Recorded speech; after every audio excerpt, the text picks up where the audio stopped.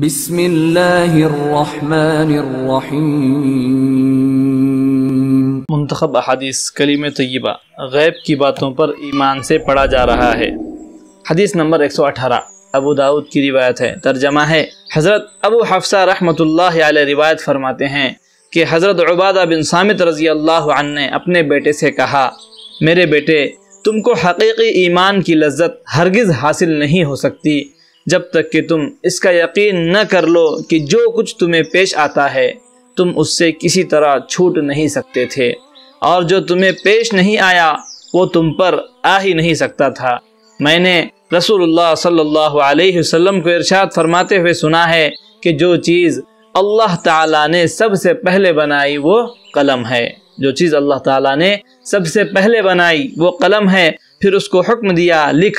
اس نے عرض کیا، پروردگار کیا لکھوں؟ پروردگار کیا لکھوں؟ ارشاد ہوا، قیامت تک جس چیز کے لیے جو کچھ مقدر ہو چکا ہے وہ سب کچھ لکھ۔ حضرت عبادہ بن صامت رضی اللہ عنہ نے کہا، میرے بیٹے، میں نے رسول اللہ صلی اللہ علیہ وسلم کو ارشاد فرماتے ہوئے سنا کہ جو شخص اس یقین کے علاوہ کسی دوسرے یقین پر مرے گا اس کا مجھ سے کوئی تعلق نہیں۔ حدیث نمبر 119 عن انس بن مالک رضی اللہ عنہ عن النبی صلی اللہ علیہ وسلم قال وکر اللہ بالرحیم ملکا فیقول ای رب نطفہ ای رب علقہ ای رب مضغہ فإذا أراد الله أن يقضي خلقها قال أي رب ذكر أم أنثى أشقي أم سعيد فما الرزق فما الأجل فيكتب كذلك في بطن أمه رواہ البخاری۔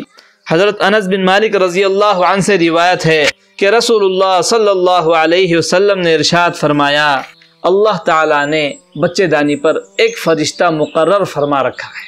بچے دانی پر ایک فرشتہ مقرر فرما رکھا ہے، وہ یہ عرض کرتا رہتا ہے، اے میرے رب اب یہ نطفہ ہے، اے میرے رب اب یہ جمع ہوا خون ہے، اے میرے رب اب یہ گوشت کا لوتھڑا ہے۔ اللہ تعالیٰ کے سب کچھ جاننے کے باوجود فرشتہ اللہ تعالیٰ کو بچے کی مختلف شکلیں بتاتا رہتا ہے۔ پھر جب اللہ تعالیٰ اس کو پیدا کرنا چاہتے ہیں تو فرشتہ پوچھتا ہے، اس کے متعلق کیا لکھوں؟ اس کے متعلق کیا لکھوں؟ لڑکا یا لڑکی، بدبخت یا نیک بخت، روزی کیا ہوگی، عمر کتنی ہوگی؟ چنانچہ ساری تفصیلات اسی وقت لکھ لی جاتی ہیں جب وہ ماں کے پیٹ میں ہوتا ہے۔ حدیث نمبر 120 عن انس رضی اللہ عنہ قال قال رسول اللہ صلی اللہ علیہ وسلم ان عظم الجزاء ما عظم البلاء وان اللہ اذا احب قوما ابتلاهم فمن رضی فلہ الرضا ومن سخط فلہ السخط رواہ الترمذی۔